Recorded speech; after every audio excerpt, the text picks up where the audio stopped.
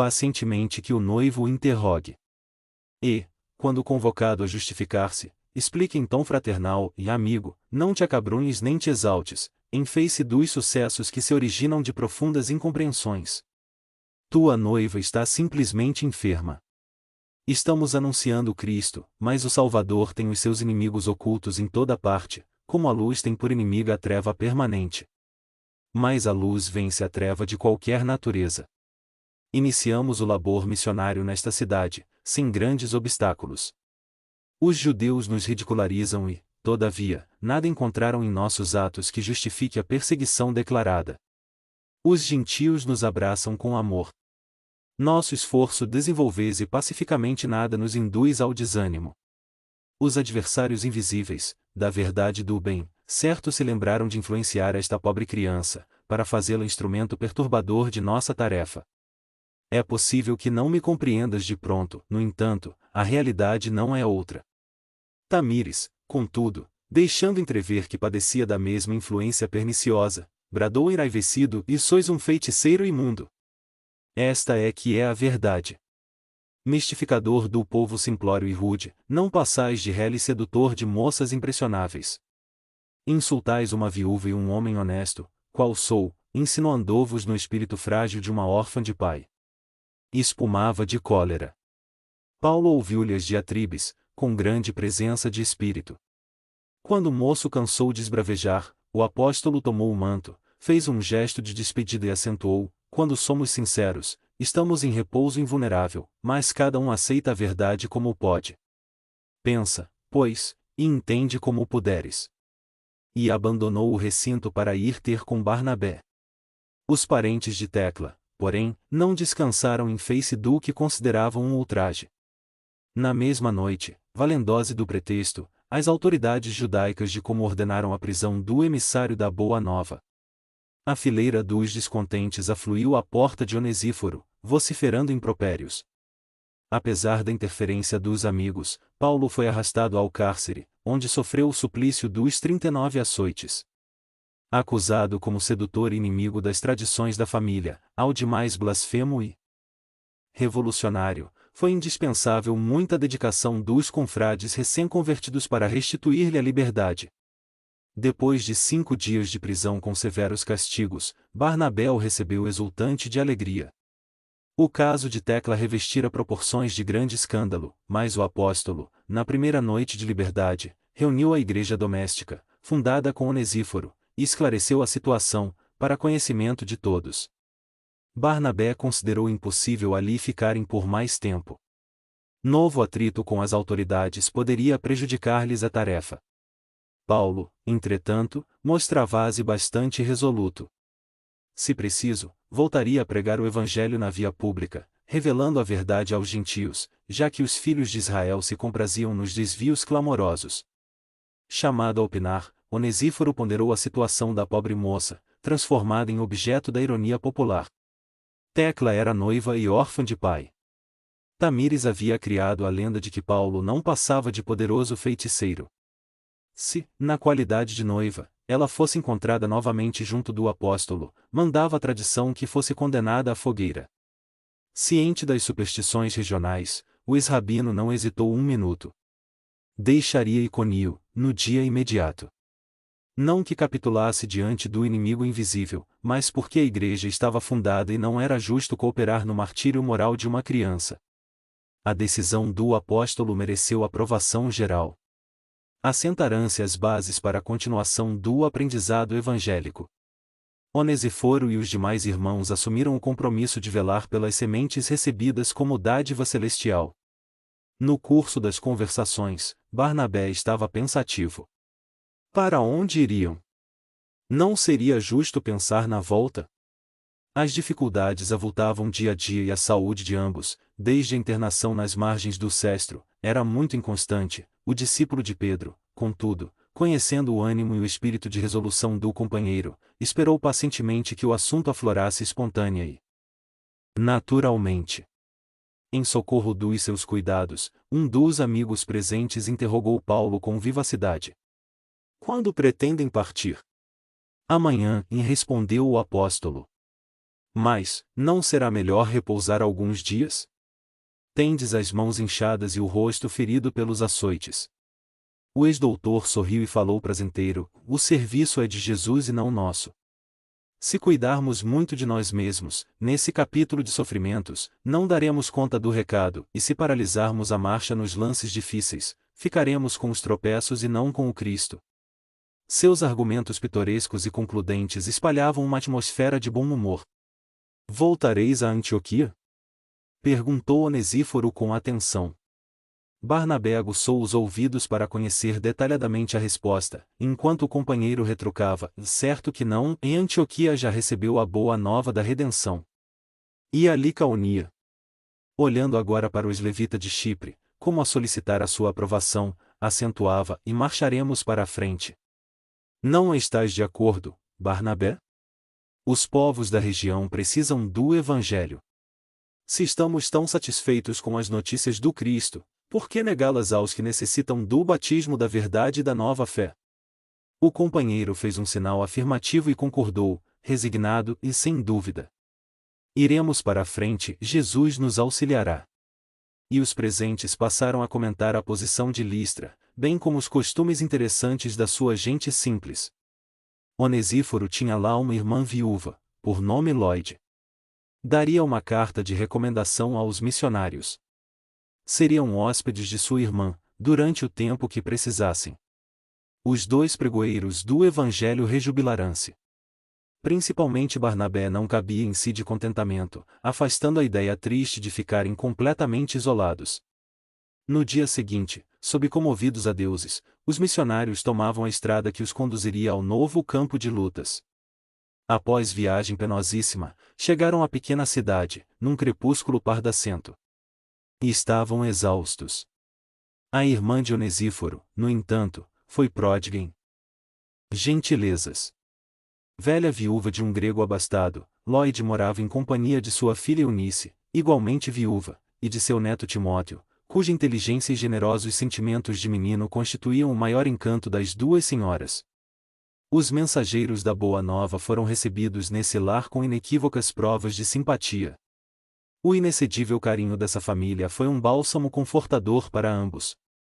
Conforme seu hábito, Paulo referiu-se na primeira oportunidade ao desejo imenso de trabalhar, durante o tempo de sua permanência em Listra, de modo a não se tornar passível de maledicência ou crítica, mas a dona da casa opôs-se terminantemente.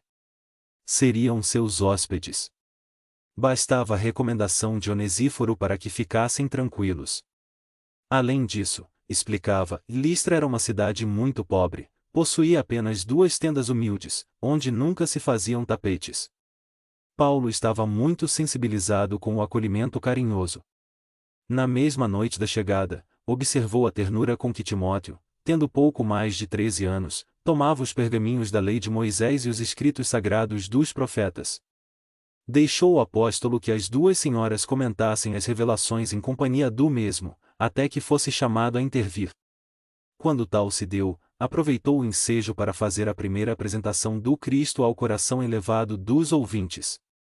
Tão logo começou a falar, observou a profunda impressão das duas mulheres, cujos olhos brilhavam enternecidos, mas o pequeno Timóteo ouvia-o com tais demonstrações de interesse que, muitas vezes, lhe acariciou a fronte pensativa. Os parentes de Onesíforo receberam a boa nova com júbilos infinitos. No dia imediato não se falou de outra coisa. O rapaz fazia interrogações de toda espécie. O apóstolo, porém, atendia-o com alegria e interesse fraternais. Durante 3 dias os missionários entregarão-se a caridoso descanso das energias físicas. Paulo aproveitou a ocasião para conversar largamente com Timóteo, junto do grande curral onde as cabras se recolhiam. Somente no sábado, procuraram tomar contato mais íntimo com a população. Listra estava cheia das mais estranhas lendas e crendices. As famílias judaicas eram muito raras e o povo simplório aceitava como verdades todos os símbolos mitológicos. A cidade não possuía sinagoga, mas um pequeno templo consagrado a Júpiter, que os camponeses aceitavam como o pai absoluto dos deuses do Olimpo. Havia um culto organizado. As reuniões efetuavam-se periodicamente, os sacrifícios eram numerosos. Numa praça nua movimentava-se O mercado parco, pela manhã. Paulo compreendeu que não encontraria melhor local para o primeiro contato direto com o povo. De cima de uma tribuna improvisada de pedras superpostas, começou a pregação em voz forte e comovedora. Os populares aglomeraram-se de súbito. Alguns surgiam das casas pacíficas, para verificar o motivo do compacto ajuntamento. Ninguém se lembrou das aquisições de carne, de frutas, de verduras. Todos queriam ouvir o desconhecido forasteiro. O apóstolo falou, primeiramente, das profecias que haviam anunciado a vinda do Nazareno e, em seguida, passou a relatar os feitos de Jesus entre os homens. Pintou a paisagem da Galileia com as cores mais brilhantes do seu gênio descritivo, falou da humildade e da abnegação do Messias. Quando se referia às curas prodigiosas que o Cristo realizará, notou que um pequeno grupo de assistentes lhe dirigiam chufas. Inflamado de fervor na sua parenética, Paulo recordou o dia em que vira Estevão curar uma jovem muda, em nome do Senhor. Crente de que o Mestre não o desampararia, passeou o olhar pela turba numerosa. À distância de alguns metros enxergou um mendigo miserável, que se arrastava penosamente. Impressionado com o discurso evangélico, o aleijado de Listra aproximou-se. Bracejando no solo e, sentando-se com dificuldade, fixou os olhos no pregador que o observava sumamente comovido. Renovando os valores da sua fé, Paulo contemplou com energia e falou com autoridade e amigo, em nome de Jesus, levantai-te. O mísero, olhos fixos no apóstolo, levantou-se com facilidade, enquanto a multidão dava gritos, surpreendida. Alguns recuaram aterrados. Outros procuraram o vulto de Paulo e o de Barnabé, contemplando-os, deslumbrados e satisfeitos. O aleijado começou a saltar de alegria. Conhecido na cidade, de longa data, a cura prodigiosa não deixava a menor dúvida. Muitas pessoas se ajoelharam. Outras correram aos quatro cantos de Listra para anunciar que o povo havia recebido a visita dos deuses. A praça encheu-se em poucos minutos. Todos queriam ver o mendigo reintegrado nos seus movimentos livres. Espalhou-se o sucesso, rapidamente. Barnabé e Paulo eram Júpiter e Mercúrio descidos do Olimpo. Os apóstolos, jubilosos com a dádiva de Jesus, mas, profundamente surpreendidos com a atitude dos licaonios, perceberam logo o mal-entendido. Em meio do respeito geral, Paulo subiu de novo à tribuna improvisada, explicando que ele e o companheiro eram simples criaturas mortais, realçando a misericórdia do Cristo, que se dignara ratificar a promessa do Evangelho, naquele minuto inesquecível. Debalde, porém, multiplicava os seus esclarecimentos. Todos lhe ouviam a palavra genuflexos, em atitude estática. Foi aí que um velho sacerdote, paramentado segundo os hábitos da época, surgiu inesperadamente conduzindo 2 bois engrinaldados de flores, com ademanes e mesuras solenes. Em voz alta, o ministro de Júpiter convida o povo ao cerimonial do sacrifício aos deuses vivos. Paulo percebe o movimento popular e, descendo ao centro da praça, grita com toda a força dos pulmões, abrindo a túnica na altura do peito: e não cometais sacrilégios. Não somos deuses. Vede. Somos simples criaturas de carne. Seguido de perto por Barnabé, arrebata das mãos do velho sacerdote a delicada trança de couro que prendia os animais, soltando os 2 touros pacíficos, que se puseram a devorar as verdes coroas. O ministro de Júpiter quis protestar, calando-se em seguida, muito desapontado.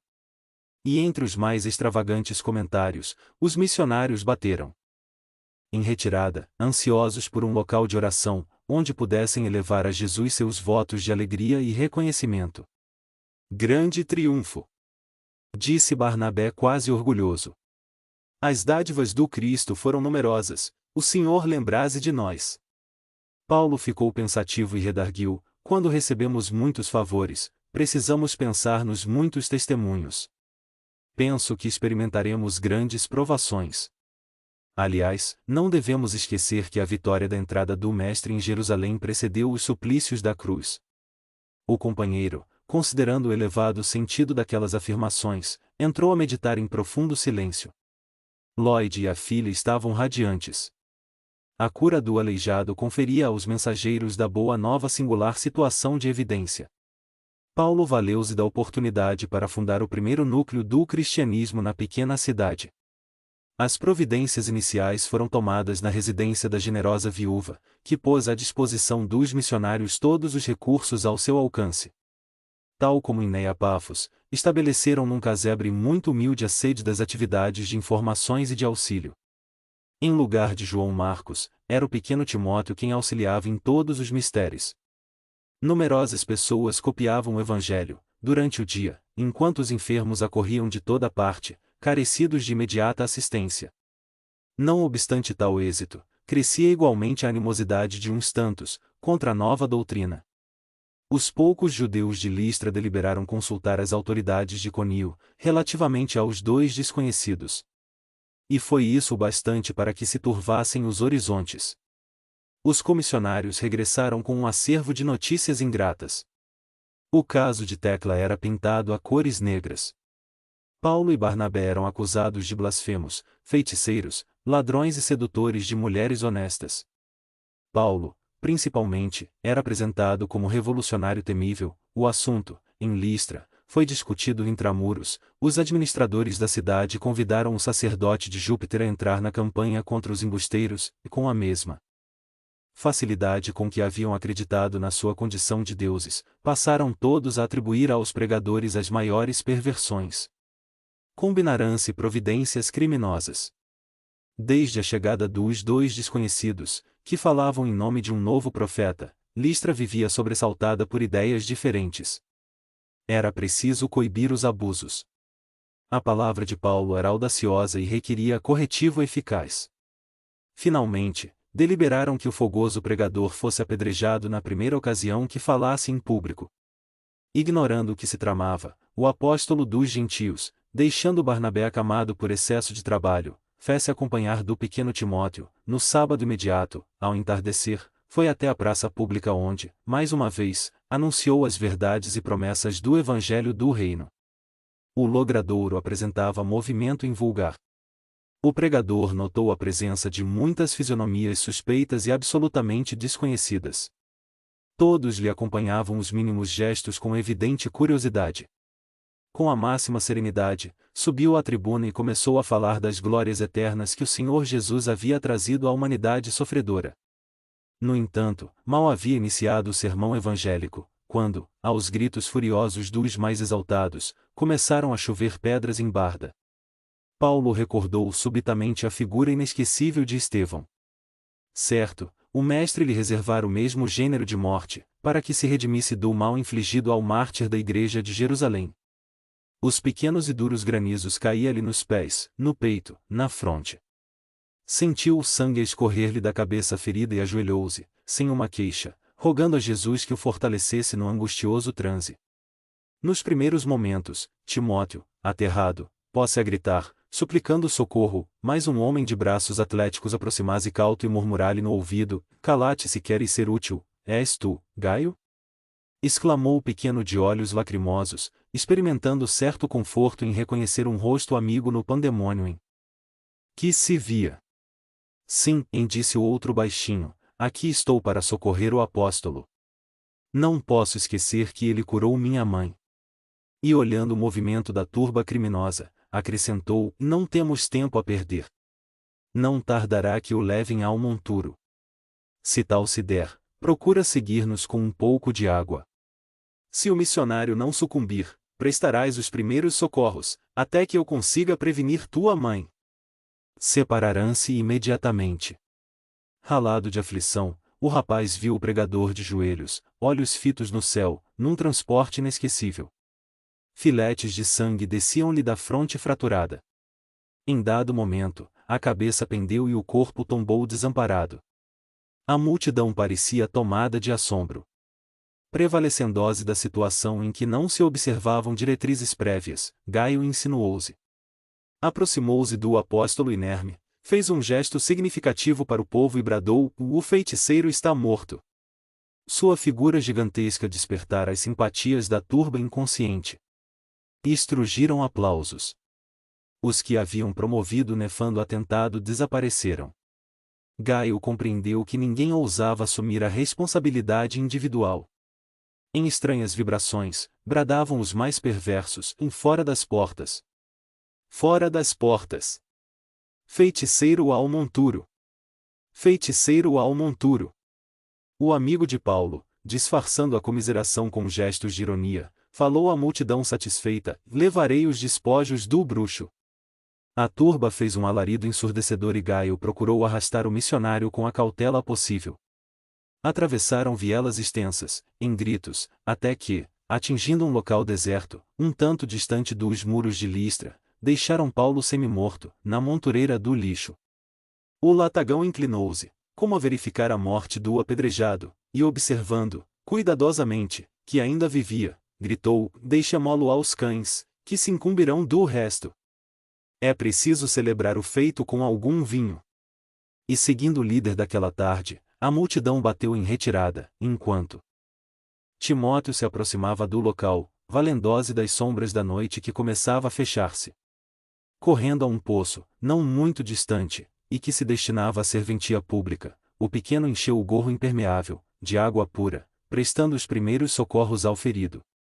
Banhado em lágrimas, notou que Paulo respirava com dificuldade, como se houvesse mergulhado em profundo desmaio. O jovem listrense assentou-se ao seu lado, banhou-lhe a testa ferida com extremos de carinho. Mais alguns minutos e o apóstolo voltava-se para examinar a situação. Timóteo o informou de tudo. Muito compungido, Paulo agradeceu a Deus, pois reconhecia que somente a misericórdia do Altíssimo poderia ter operado o milagre, por sequestrá-lo aos propósitos criminosos da turba inconsciente. Decorridas 2 horas, 3 vultos silenciosos aproximavam-se. Muito aflito, Barnabé deixará o leito, não obstante o estado febril, para acompanhar Lloyd e Eunice, que, avisadas por Gaio, acorriam com os primeiros socorros. Todos renderam graças a Jesus, enquanto Paulo tomava pequena dose de vinho reconfortador. Organização espiritual poderosa, apesar das sevícias físicas, o tecelão de Tarso levantou-se e regressou à casa com os amigos, levemente amparado por Barnabé, que lhe oferecerá o braço amigo. O resto da noite passou-se em conversações carinhosas. Os 2 emissários da Boa Nova temiam a agressão do povo às generosas senhoras que os haviam hospedado e socorrido. Era preciso partir, para evitar maiores incômodos e complicações. Em vão a palavra de Lloyd se fez ouvir, procurando dissuadir os pregoeiros do Cristo. Debalde Timóteo beijou as mãos de Paulo e lhe pediu que não partisse. Receosos de mais tristes consequências, depois de coordenarem as instruções necessárias à igreja nascente, transpuseram as portas da cidade ao amanhecer, em direção a Derbe, que ficava algo distante. Depois de penosa caminhada, atingiram um novo setor de trabalho, onde haveriam de estagiar mais de 1 ano. Embora entregues ao trabalho manual, com que ganhavam o pão da vida, os 2 companheiros precisaram de 6 meses para restabelecer a saúde comprometida. Como tecelão e oleiro anônimos, Paulo e Barnabé deixaram-se ficar em Derbe longo tempo, sem despertar a curiosidade pública. Só depois de refeitos dos abalos sofridos, recomeçaram a boa nova do reino de Jesus. Visitando os arredores, provocaram grande interesse da gente simples, pelo Evangelho da Redenção. Pequenas comunidades cristãs foram fundadas em ambiente de muitas alegrias. Após muito tempo de labor, resolveram regressar ao núcleo original do seu esforço. Vencendo etapas difíceis, visitaram e encorajaram todos os irmãos escalonados nas diversas regiões da Licaonia, Pisídia e Panfilha. De Perge desceram a Atália, de onde embarcaram com destino a Seleucia e dali ganharam Antioquia. Ambos haviam experimentado a dificuldade dos serviços mais rudes. Muita vez se viram perplexos com os problemas intrincados da empresa e, em troca da dedicação fraternal, haviam recebido remoques, açoites e acusações pérfidas. Contudo, através do abatimento físico e dos gilvazes, irradiavam ondas invisíveis de intenso júbilo espiritual. É que, entre os espinhos da estrada escabrosa, os 2 companheiros desassombrados mantinham ereta a cruz divina e consoladora, espalhando a mancheias as sementes benditas do Evangelho de Redenção. 5. Lutas pelo Evangelho. O regresso de Paulo e Barnabé foi assinalado em Antioquia com imenso regozijo. A comunidade fraternal admirou, profundamente comovida, o feito dos irmãos que haviam levado a regiões tão pobres e distantes as sementes divinas da verdade e do amor. Por muitas noites consecutivas, os recém-chegados apresentaram o relatório verbal de suas atividades, sem omitir um detalhe. A igreja antioquense vibrou de alegria e rendeu graças ao céu. Os dois dedicados missionários haviam voltado em uma fase de grandes dificuldades para a instituição. Ambos perseveraram-nas, contristados. As contendas de Jerusalém estendiam-se a toda a comunidade de Antioquia, as lutas da circuncisão estavam acesas. Os próprios chefes mais eminentes estavam divididos pelas afirmativas dogmáticas. Tão alto grau atingiram os descrimes, que as vozes do Espírito Santo não mais se manifestavam. Manahem, cujos esforços na igreja eram indispensáveis, mantinha-se à distância, em vista das discussões estéreis e venenosas. Os irmãos achavam-se extremamente confusos. Uns eram partidários da circuncisão obrigatória, outros se batiam pela independência irrestrita do Evangelho. Eminentemente preocupado, o pregador tarcense observou as polêmicas furiosas, a respeito de alimentos puros e impuros. Tentando estabelecer a harmonia geral em torno dos ensinamentos do Divino Mestre, Paulo tomava inutilmente a palavra, explicando que o Evangelho era livre e que a circuncisão era, tão somente, uma característica convencional da intolerância judaica. Não obstante sua autoridade inconteste, que se aureolava de prestígio perante a comunidade inteira, em vista dos grandes valores espirituais conquistados na missão, os desentendimentos persistiam. Alguns elementos chegados de Jerusalém complicaram ainda mais a situação. Os menos rigorosos falavam da autoridade absoluta dos apóstolos galileus. Comentava-se, a Sorrelfa, que a palavra de Paulo e Barnabé, por muito inspirada que fosse nas lições do Evangelho, não era bastantemente autorizada para falar em nome de Jesus. A igreja de Antioquia oscilava numa posição de imensa perplexidade. Perderá o sentido de unidade que a caracterizava, dos primórdios. Cada qual doutrinava do ponto de vista pessoal. Os gentios eram tratados com zombarias, organizavam-se movimentos a favor da circuncisão. Fortemente impressionados com a situação, Paulo e Barnabé combinam um recurso extremo. Deliberam convidar Simão Pedro para uma visita pessoal à instituição de Antioquia. Conhecendo-lhe o espírito liberto de preconceitos religiosos, os dois companheiros endereçam-lhe longa missiva, explicando que os trabalhos do Evangelho precisavam dos seus bons ofícios, insistindo pela sua atuação prestigiosa. O portador entregou a carta, cuidadosamente, e, com grande surpresa para os cristãos antioquenos, o ex-pescador de Cafarnaum chegou à cidade, evidenciando grande alegria, em razão do período de repouso físico que se lhe deparava naquela excursão. Paulo e Barnabé não cabiam em si de contentes. Acompanhando Simão, viera João Marcos que não abandonara, de todo, as atividades evangélicas. O grupo viveu lindas horas de confidências íntimas, a propósito das viagens missionárias, relatadas inteligentemente pelo ex-rabino, e relativamente aos fatos que se desenrolavam em Jerusalém, desde a morte do filho de Zebedeu, contados por Simão Pedro, com singular colorido. Depois de bem informado da situação religiosa em Antioquia, o ex-pescador acrescentava, e em Jerusalém, nossas lutas são as mesmas. De um lado a igreja cheia de necessitados, todos os dias, de outro as perseguições sem tréguas. No centro de todas as atividades, permanece Tiago com as mais ríspidas exigências. Às vezes, sou tentado a lutar para restabelecer a liberdade dos princípios do Mestre, mas, como proceder? Quando a tempestade religiosa ameaça destruir o patrimônio que conseguimos oferecer aos aflitos do mundo, o farisaísmo esbarra na observância rigorosa do companheiro e é obrigado a paralisar a ação criminosa, encetada desde muito tempo. Se trabalhar por suprimir-lhe a influência, estarei precipitando a instituição de Jerusalém no abismo da destruição pelas tormentas políticas da grande cidade. E o programa do Cristo? E os necessitados? Seria justo prejudicarmos os mais desfavorecidos por causa de um ponto de vista pessoal? E ante a atenção profunda de Paulo e Barnabé, o bondoso companheiro continuava: sabemos que Jesus não deixou uma solução direta ao problema dos incircuncisos, mas ensinou que não será pela carne que atingiremos o reino, e sim pelo raciocínio e pelo coração. Conhecendo, porém, a atuação do Evangelho na alma popular, o farisaísmo autoritário não nos perde de vista e tudo em vida por exterminar a árvore do Evangelho, que vem desabrochando entre os simples e os pacíficos. É indispensável, pois, todo o cuidado de nossa parte, a fim de não causarmos prejuízos, de qualquer natureza, à planta divina. Os companheiros faziam largos gestos de aprovação. Revelando sua imensa capacidade para nortear uma ideia e congraçar os numerosos prosélitos em divergência, Simão Pedro tinha uma palavra adequada para cada situação, um esclarecimento justo para o problema mais singelo. A comunidade antioquiana regozijava-se. Os gentios não ocultavam o júbilo que lhes ia na alma.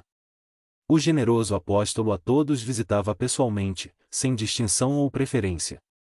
Antepunha sempre um bom sorriso às apreensões dos amigos que receavam a alimentação impura e costumava perguntar onde estavam as substâncias que não fossem abençoadas por Deus. Paulo acompanhava-lhe os passos sem dissimular íntima satisfação. Num louvável esforço de congraçamento, o apóstolo dos gentios fazia a questão de levá-lo a todos os lugares onde houvesse irmãos perturbados pelas ideias da circuncisão obrigatória. Estabeleceu-se, rapidamente, notável movimento de confiança e uniformidade de opinião. Todos os confrades exultavam de contentamento. Eis, porém, que chegam de Jerusalém 3 emissários de Tiago. Trazem cartas para Simão, que os recebe com muitas demonstrações de estima. Daí por diante, modificase o ambiente. O ex-pescador de Cafarnaum, tão dado à simplicidade e à independência em Cristo Jesus, retrai-se imediatamente. Não mais atende aos convites dos incircuncisos. As festividades íntimas e carinhosas, organizadas em sua honra, já não contam com a sua presença alegre e amiga. Na igreja, modificou as mínimas atitudes. Sempre em companhia dos mensageiros de Jerusalém, que nunca o deixavam, parecia austero e triste, jamais se referindo à liberdade que o Evangelho outorgara à consciência humana. Paulo observou a transformação, tomado de profundo desgosto. Para o seu espírito habituado, de modo irrestrito, à liberdade de opinião, o fato era chocante e doloroso. Agravará-o a circunstância de partir justamente de um crente como Simão, altamente categorizado e respeitável em todos os sentidos. Como interpretar aquele procedimento em completo desacordo com o que se esperava? Ponderando a grandeza da sua tarefa junto dos gentios, a menor pergunta dos amigos, nesse particular, deixava-o confuso. Na sua paixão pelas atitudes francas, não era dos trabalhadores que conseguem esperar. E após 2 semanas de expectação ansiosa, desejoso de proporcionar uma satisfação aos numerosos elementos incircuncisos de Antioquia, convidado a falar na tribuna para os companheiros, começou por exaltar a emancipação religiosa do mundo, desde a vinda de Jesus Cristo. Passou em revista as generosas demonstrações que o Mestre dera aos publicanos e aos pecadores. Pedro ouvia-o, assombrado com tanta erudição e recurso de hermenêutica para ensinar aos ouvintes os princípios mais difíceis. Os mensageiros de Tiago estavam igualmente surpreendidos, a assembleia ouvia o orador atentamente. Em dado instante, o tecelão de Tarso olhou fixamente para o apóstolo Galileu e exclamou: Irmãos, defendendo nosso sentimento de unificação em Jesus, não posso disfarçar nosso desgosto em face dos últimos acontecimentos. Quero referir-me à atitude do nosso hóspede muito amado, Simão Pedro, a quem deveríamos chamar mestre, se esse título não coubesse de fato e de direito ao nosso Salvador. 15 A surpresa foi grande e o espanto geral. O apóstolo de Jerusalém também estava surpreso, mas parecia muito calmo. Os emissários de Tiago revelavam profundo mal-estar. Barnabé estava lívido. E Paulo prosseguia sobranceiro, e Simão tem personificado para nós um exemplo vivo. O mestre nolo deixou como rocha de fé imortal. No seu coração generoso temos depositado as mais vastas esperanças. Como interpretar seu procedimento, afastando-se dos irmãos incircuncisos, desde a chegada dos mensageiros de Jerusalém? Antes disso, comparecia aos nossos serões íntimos, comia do pão de nossas mesas. Se assim procuro esclarecer a questão, abertamente, não é pelo desejo de escandalizar a quem quer que seja, mas porque só acredito num evangelho livre de todos os preconceitos errôneos do mundo, considerando que a palavra do Cristo não está algemada aos interesses inferiores do sacerdócio, de qualquer natureza. O ambiente carregará-se de nervosismo.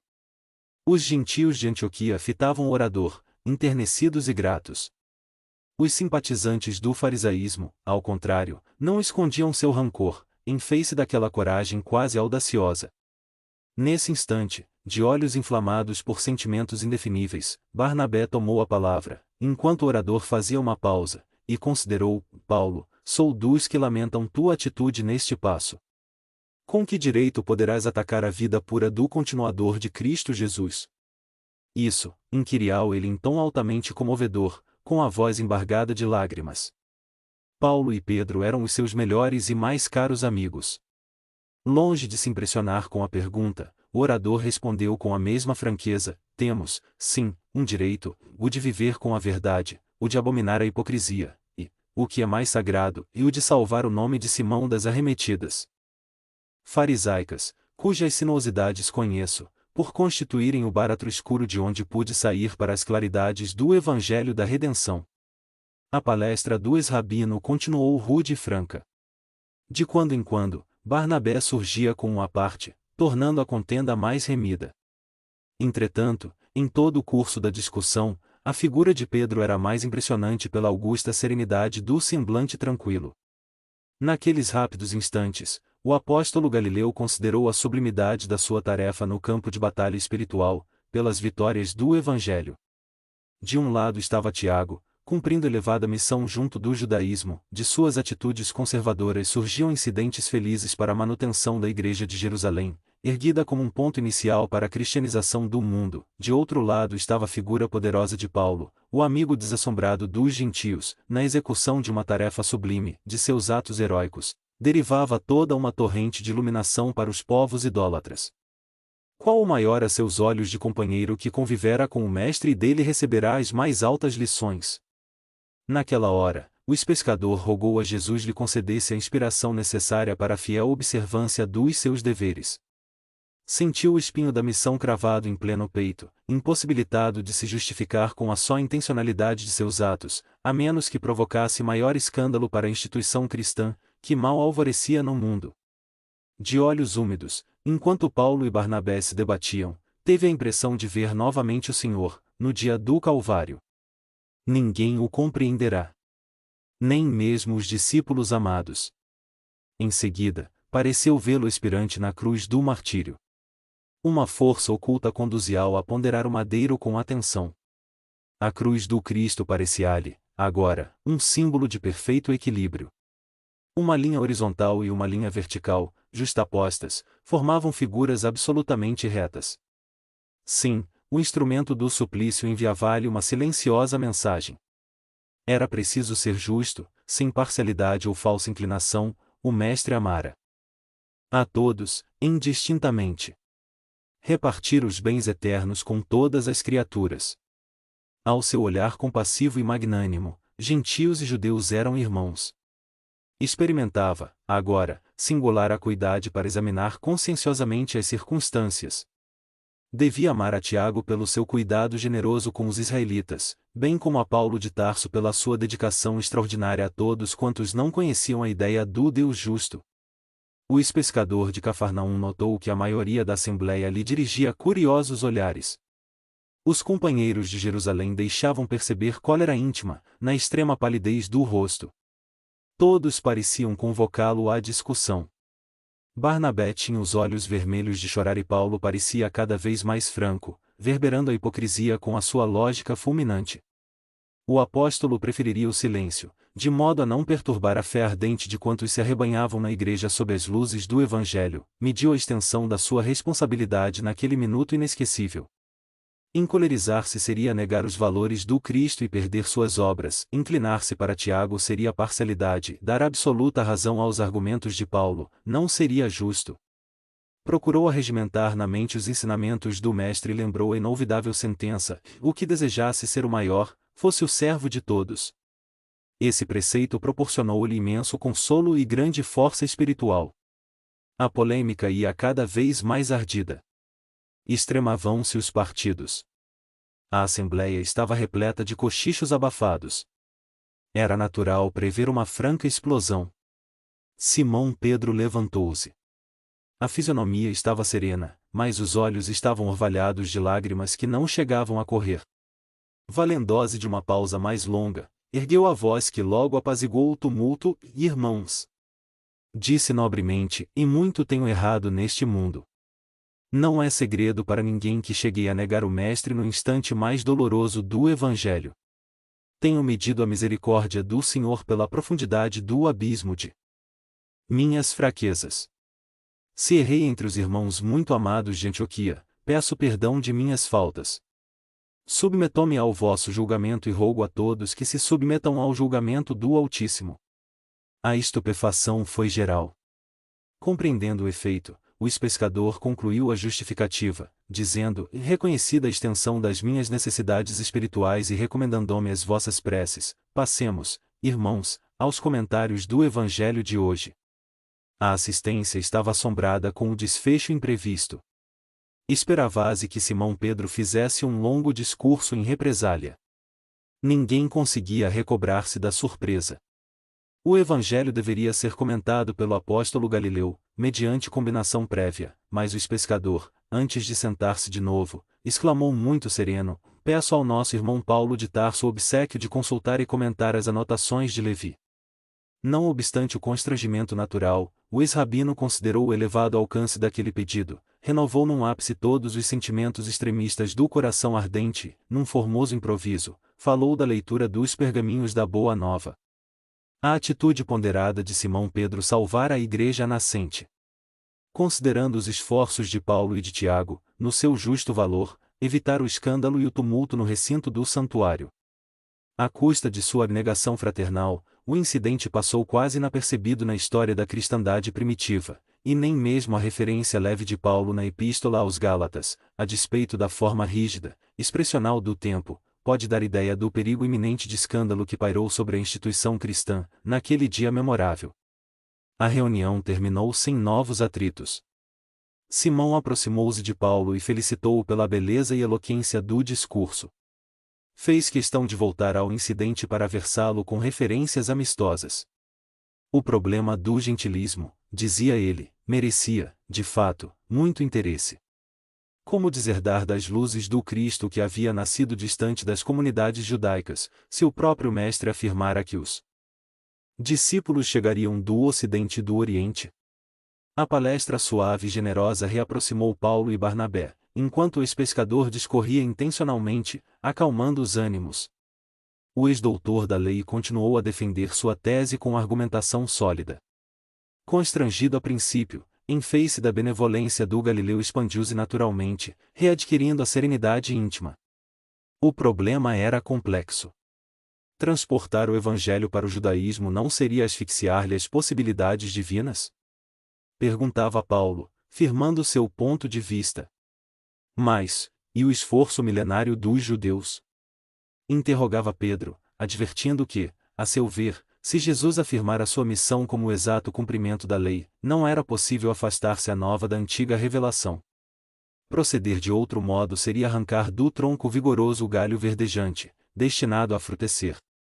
Examinando aqueles argumentos ponderosos, Paulo de Tarso lembrou, então, que seria razoável promover em Jerusalém uma assembleia dos correligionários mais dedicados, para ventilar o assunto com maior amplitude.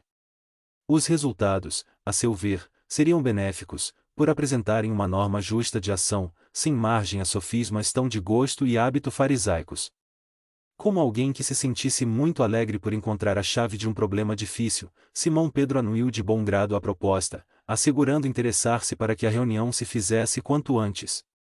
Intimamente, considerou que seria ótima oportunidade para os discípulos de Antioquia observarem as dificuldades crescentes em Jerusalém.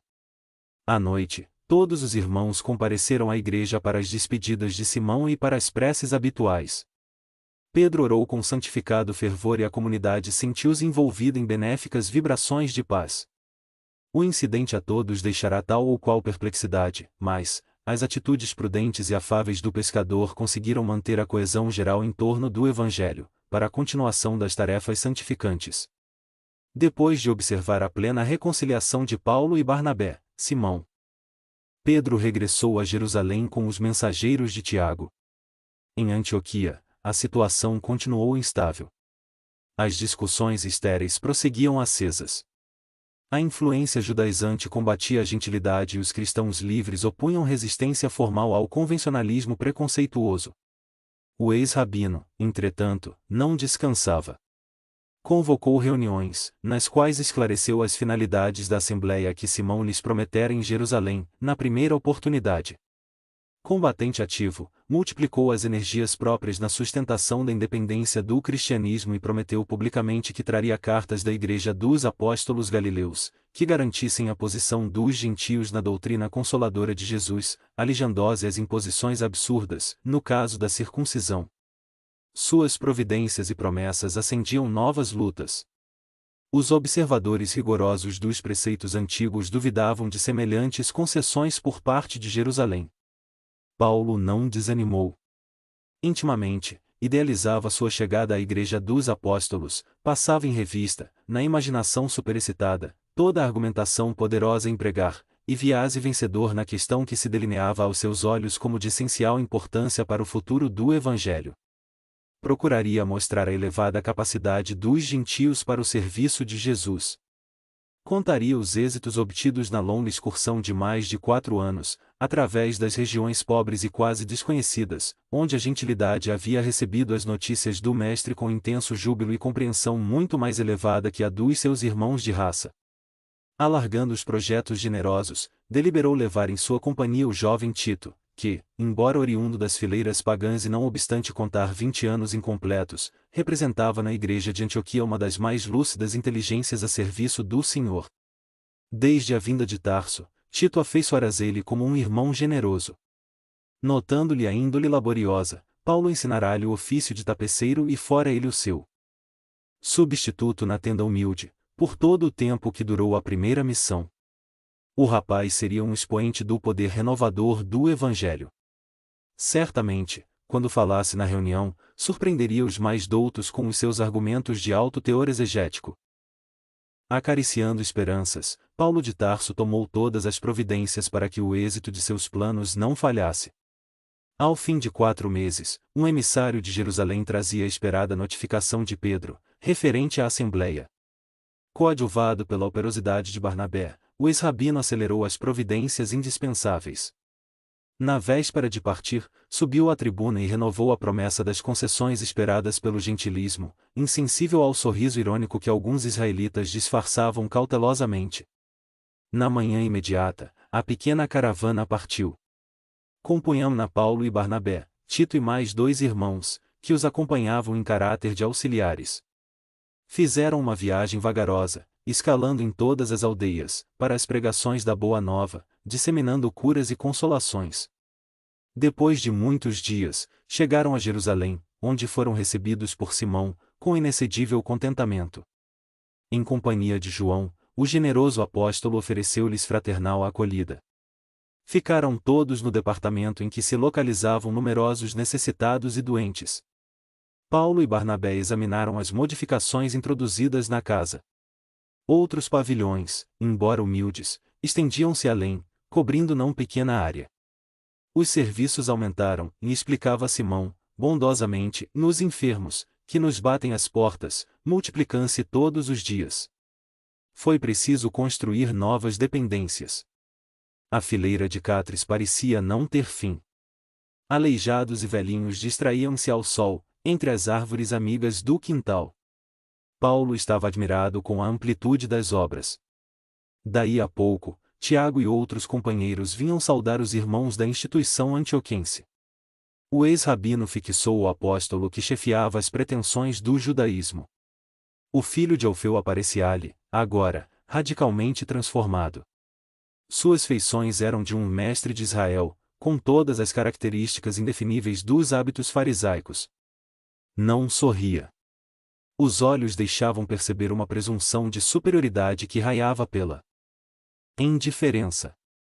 Seus gestos eram medidos como os de um sacerdote do templo, nos atos cerimoniais. O tecelão de Tarso tirou suas ilações íntimas e esperou a noite em que se iniciariam as discussões preparatórias. À claridade de algumas tochas, sentavam-se em torno de extensa mesa diversas personagens que Paulo não conhecia. Eram novos cooperadores da igreja de Jerusalém, explicava Pedro, com bondade. O ex-rabino e Barnabé não tiveram boa impressão, à primeira vista. Os desconhecidos assemelhavam-se a figuras do sinédrio, na sua posição hierárquica e convencional. Chegados ao recinto, o convertido de Damasco experimentou sua primeira decepção. Observando que os representantes de Antioquia se faziam acompanhar por um jovem, Tiago adiantou-se e perguntou: Irmãos, é justo saibamos quem é o rapaz que trazeis a este cenáculo discreto? Nossa preocupação é fundamentada nos preceitos da tradição que manda examinar a procedência da juventude, a fim de que os serviços de Deus não sejam perturbados. Este é o nosso valoroso colaborador de Antioquia, explicou Paulo, entre orgulhoso e satisfeito, chama-se Tito e representa uma de nossas grandes esperanças na seara de Jesus Cristo. O apóstolo fixou-o sem surpresa e tornou a perguntar: é filho do povo eleito? É descendente de gentios, afirmou o ex-rabino, quase com altivez. Circuncidado? Interrogou o filho de Alfeu ciosamente. Não. Este não, de Paulo, foi dito com tal ou qual enfado. As exigências de Tiago enervavam-no. Ouvindo a negativa, o apóstolo Galileu esclareceu em tom firme: penso, então, que não será justo admiti-lo na assembleia, visto não ter ainda cumprido todos os preceitos. Apelamos para Simão Pedro, e disse Paulo, convicto. Tito é representante de nossa comunidade. O ex-pescador de Cafarnaum estava lívido. Colocado entre os dois grandes representantes, do judaísmo e da gentilidade, tinha que decidir crestamento. Impasse inesperado. Como sua intervenção direta demorasse alguns minutos, o tecelão tarcense continuou: aliás, a reunião deverá resolver estas questões palpitantes, a fim de que se estabeleçam os direitos legítimos dos gentios. Simão, porém, conhecendo ambos os contendores, deu-se pressa em opinar, exclamando em tom conciliador: sim, o assunto será objeto de nosso atencioso exame na Assembleia. E dirigindo intencionalmente o olhar ao ex-rabino, prosseguia explicando: e apelas para mim e aceito o recurso, no entanto, devemos estudar a objeção de Tiago mais detidamente. Trata-se de um chefe dedicado desta casa e não seria justo desprezar-lhe os préstimos. De fato, o Conselho discutirá esses casos, mas isso significa que o assunto ainda não está resolvido. Proponho, então, que o irmão Tito seja circuncidado amanhã, para que participe dos debates com a inspiração superior que lhe conheço. E tão só com essa providência os horizontes ficarão necessariamente aclarados, para a tranquilidade de todos os discípulos do Evangelho. A sutileza do argumento removeu os empecilhos. Se não agradou a Paulo, satisfez a maioria e, regressando o jovem de Antioquia para o interior da casa, a assembleia começou pelas discussões preliminares. O ex-rabino estava taciturno e abatido. A atitude de Tiago, os novos elementos estranhos ao Evangelho, que teriam de votar na reunião, o gesto conciliador de Simão Pedro, desgostavam-no profundamente. Aquela imposição no caso de Tito figurava-lhe um crime. Tinha ímpetos de regressar a Antioquia, a acusar de hipócritas e sepulcros caiados os irmãos judaizantes. Mas, as cartas de emancipação que havia prometido aos companheiros da gentilidade?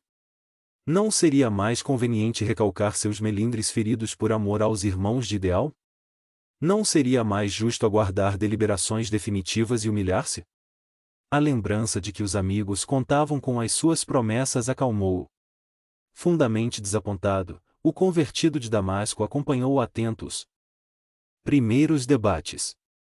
As questões iniciais davam ideia das grandes modificações que procuravam introduzir no Evangelho do Mestre. Um dos irmãos presentes chegava a ponderar que os gentios deviam ser considerados como o gado do povo de Deus, bárbaros que importava submeter à força, a fim de serem empregados nos trabalhos mais pesados dos escolhidos. Outro indagava se os pagãos eram semelhantes aos outros homens convertidos a Moisés ou a Jesus. Um velho de feições rígidas chegava ao despautério de afiançar que o homem só vingava completar-se depois de circunciso. À margem da gentilidade, outros temas fúteis vinham à balha. Houve quem lembrasse que a Assembleia devia regular os deveres concernentes aos alimentos impuros, bem como sobre o processo mais adequado à ablução das mãos. Tiago argumentava e discorria como profundo conhecedor de todos os preceitos. Pedro ouvia, com grande serenidade. Nunca respondia quando a tese assumia o caráter de conversação, e aguardava momento oportuno para manifestar-se. Somente tomou atitude mais enérgica, quando um dos componentes do conselho pediu para que o Evangelho de Jesus fosse incorporado ao livro dos profetas, ficando subordinado à lei de Moisés para todos os efeitos. Foi a primeira vez que Paulo de Tarso notou o ex-pescador intransigente quase rude, explicando o absurdo de semelhante sugestão. Os trabalhos foram paralisados alta noite, em fase de pura preparação. Tiago recolheu os pergaminhos com anotações, orou de joelhos e a assembleia dispersou-se para nova reunião no dia imediato.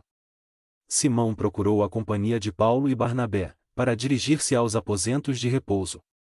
O tecelão de Tarso estava consternado. A circuncisão de Tito surgia-lhe como derrota dos seus princípios intransigentes. Não se conformava, fazendo sentir ao ex-pescador a extensão de suas contrariedades. Mas que venha a ser tão pequena concessão, e interrogava o apóstolo de Cafarnaum, sempre afável, e em face do que pretendemos realizar? Precisamos de ambiente pacífico para esclarecer o problema da obrigatoriedade da circuncisão. Não firmaste compromisso com o gentilismo de Antioquia? Paulo recordou a promessa que fizera aos irmãos e concordou, sim, é verdade. Reconheçamos, pois, a necessidade de muita calma para chegar às soluções precisas. As dificuldades, neste sentido, não prevalecem tão só para a igreja antioquiana. As comunidades de Cesareia, de Jope, bem como de outras regiões, encontram-se atormentadas por esses casos transcendentes. Bem sabemos que todas as cerimônias externas são de evidente inutilidade para a alma, mas, tendo em vista os princípios respeitáveis do judaísmo, não podemos declarar guerra de morte às suas tradições, de um momento para outro. Será justo lutar com muita prudência sem ofender rudemente a ninguém. O ex-rabino escutou as admoestações do apóstolo e, recordando as lutas a que ele próprio assistira no ambiente farisaico, pôs-se a meditar silenciosamente.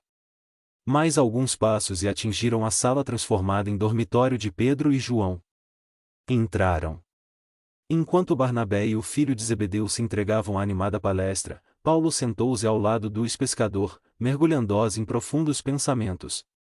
Depois de alguns instantes, o ex-doutor da lei, saindo da sua abstração, chamou Pedro, murmurando: custa-me concordar com a circuncisão de Tito, mas não vejo outro recurso. Atraídos por aquela confissão, Barnabé e João puseram-se também a ouvi-lo atentamente.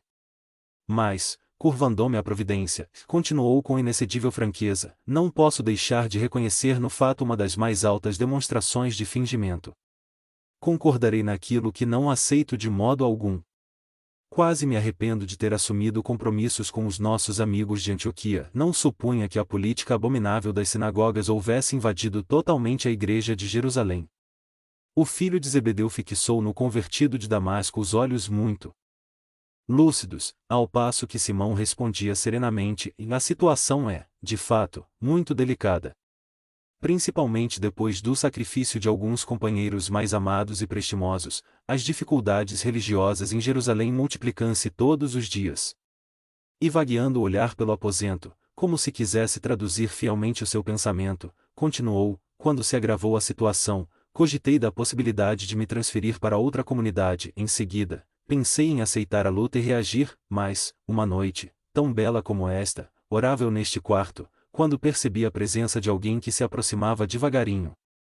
Eu estava de joelhos quando a porta se abriu com imensa surpresa para mim. Era o mestre. Seu rosto era o mesmo dos formosos dias de Tiberíades. Fitou-me grave e terno, e falou: Pedro, atende aos filhos do Calvário, antes de pensar nos teus caprichos. A maravilhosa visão durou um minuto, mas, logo após, pus-me a recordar os velhinhos, os necessitados, os ignorantes e doentes que nos batem à porta.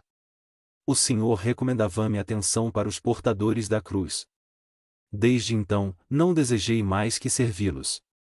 O apóstolo tinha os olhos úmidos e Paulo sentia-se bastante impressionado, pois lembrava que ouvirá a expressão filhos do Calvário dos lábios espirituais de Abigail, quando da sua gloriosa visão, no silêncio da noite, ao aproximar-se de Tarso. Com efeito, grande é a luta, concordou o convertido de Damasco, parecendo mais tranquilo. e mostrando-se convicto da necessidade de examinar o realismo da vida comum, não obstante a beleza das prodigiosas manifestações do plano invisível, voltou a dizer: entretanto, precisamos encontrar um meio de libertar as verdades evangélicas do convencionalismo humano. Qual a razão principal da preponderância farisaica na Igreja de Jerusalém? Simão Pedro esclareceu sem rebuços: as maiores dificuldades giram em torno da questão monetária. Esta casa alimenta mais de 100 pessoas, diariamente, além dos serviços de assistência aos enfermos, aos órfãos e aos desamparados.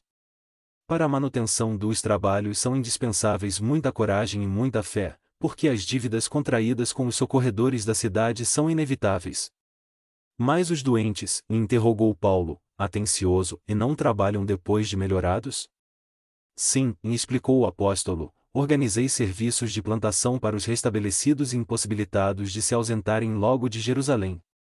Com isso, a casa não tem necessidade de comprar hortaliças e frutas. Quanto aos melhorados, vão tomando o encargo de enfermeiros dos mais desfavorecidos da saúde. Essa providência permitiu a dispensa de 2 homens remunerados, que nos auxiliavam na assistência aos loucos incuráveis ou de cura mais difícil. Como vês, estes detalhes não foram esquecidos e mesmo assim a Igreja está onerada de despesa e dívidas que só a cooperação do judaísmo pode atenuar ou desfazer. Paulo compreendeu que Pedro tinha razão. No entanto, ansioso de proporcionar independência aos esforços dos irmãos de ideal, considerou, advirto, então, que precisamos instalar aqui elementos de serviço que habilitem a casa a viver de recursos próprios. Os órfãos, os velhos e os homens aproveitáveis poderão encontrar atividades além dos trabalhos agrícolas e produzir alguma coisa para a renda indispensável. Cada qual trabalharia de conformidade com as próprias forças, sob a direção dos irmãos mais experimentados. A produção do serviço garantiria a manutenção geral. Como sabemos, onde há trabalho há riqueza, e onde há cooperação há paz. É o único recurso para emancipar a Igreja de Jerusalém das imposições do farisaísmo, cujas artimanhas conheço desde o princípio de minha vida. Pedro e João estavam maravilhados. A ideia de Paulo era excelente. Vinha ao encontro de suas preocupações ansiosas, pelas dificuldades que pareciam não ter fim. O projeto é extraordinário, e disse Pedro, e viria a resolver grandes problemas de nossa vida. O filho de Zebedeu, que tinha os olhos radiantes de júbilo, atacou, por sua vez, o assunto, objetando: e mais, o dinheiro? Onde encontrar os fundos indispensáveis ao grandioso empreendimento? O ex-rabino entrou em profunda meditação e esclareceu: e o mestre auxiliará nossos bons propósitos. Barnabé e eu empreendemos longa excursão a serviço do Evangelho e vivemos, em todo o seu transcurso, a expensas do nosso trabalho. Eu tecelão, ele oleiro, em atividade provisória nos lugares onde passamos. Realizada a primeira experiência, poderíamos voltar agora às mesmas regiões e visitar outras, pedindo recursos para a Igreja de Jerusalém. Provaríamos nosso desinteresse pessoal, vivendo à custa de nosso esforço, e recolheríamos as dádivas por toda parte, conscientes de que, se temos trabalhado pelo Cristo, será justo também pedirmos por amor ao Cristo. A coleta viria estabelecer a liberdade do Evangelho em Jerusalém, porque representaria o material indispensável a edificações definitivas no plano do trabalho remunerador. Estava esboçado, assim, o programa a que o generoso apóstolo da gentilidade haveria de submeter-se pelo resto de seus dias. No seu desempenho teria de sofrer as mais cruéis acusações, mas, no santuário do seu coração devotado e sincero, Paulo, de par com os grandiosos serviços apostólicos, levaria a coleta em favor de Jerusalém, até ao fim da sua existência terrestre. Ouvindo-lhe os planos, Simão levantou-se e abraçou-o, dizendo comovido: sim, meu amigo, não foi em vão que Jesus te buscou pessoalmente às portas de Damasco. Fato pouco vulgar na sua vida, Paulo tinha os olhos rasos de pranto. Fitou o pescador de modo significativo, considerando intimamente suas dívidas de gratidão ao Salvador, e murmurou: não farei mais que o meu dever. Nunca poderei olvidar que Estevão saiu dos catres desta casa, os quais já serviram igualmente a mim próprio. Todos estavam extremamente sensibilizados. Barnabé comentou a ideia. Com entusiasmo enriqueceu o plano de numerosos pormenores. Nessa noite, os dedicados discípulos do Cristo sonharam com a independência do Evangelho em Jerusalém, com a emancipação da Igreja, isenta das absurdas imposições da sinagoga. No dia imediato procedeu-se solenemente a circuncisão de Tito, sob a direção cuidadosa de Tiago e com a profunda repugnância de Paulo de Tarso. As assembleias noturnas continuaram por mais de uma semana. Nas primeiras noites, preparando o terreno para advogar abertamente a causa da gentilidade, o ex-pescador de Cafarnaum solicitou aos representantes de Antioquia expusessem a impressão das visitas aos pagãos de Chipre, Panfilha, Pisídia e Licaonia. Paulo, fundamente contrariado com as exigências aplicadas a Tito, pediu a Barnabé falasse em seu nome. O ex-levita de Chipre fez extenso relato de todos os acontecimentos, provocando imensa surpresa a quantos lhe ouviam as referências ao extraordinário poder do Evangelho, entre aqueles que ainda não haviam esposado uma crença pura. Em seguida, atendendo ainda a observações de Paulo, Tito falou, profundamente comovido com a interpretação dos ensinamentos do Cristo e mostrando possuir formosos dons de profecia, fazendo-se admirar pelo próprio Tiago, que o abraçou mais de uma vez. Ao termo dos trabalhos, discutia-se ainda a obrigatoriedade da circuncisão para os gentios. O ex-rabino seguia os debates, silencioso, admirando o poder de resistência e tolerância de Simão Pedro. Quando o ex-pescador reconheceu que as divergências prosseguiriam indefinidamente, levantou-se e pediu a palavra, fazendo a generosa e sábia exortação de que os Atos dos Apóstolos, capítulo 15, versículos 7 a 11, fornecem notícia. Irmãos, começou Pedro, enérgico e sereno, bem sabeis que, de há muito, Deus nos elegeu para que os gentios ouvissem as verdades do Evangelho e crescem no seu reino. O Pai, que conhece os corações, deu aos circuncisos e aos incircuncisos a palavra do Espírito Santo. No dia glorioso do Pentecostes as vozes falaram na praça pública de Jerusalém, para os filhos de Israel e dos pagãos. O Todo-Poderoso determinou que as verdades fossem anunciadas indistintamente. Jesus afirmou que os cooperadores do reino chegariam do Oriente e do Ocidente.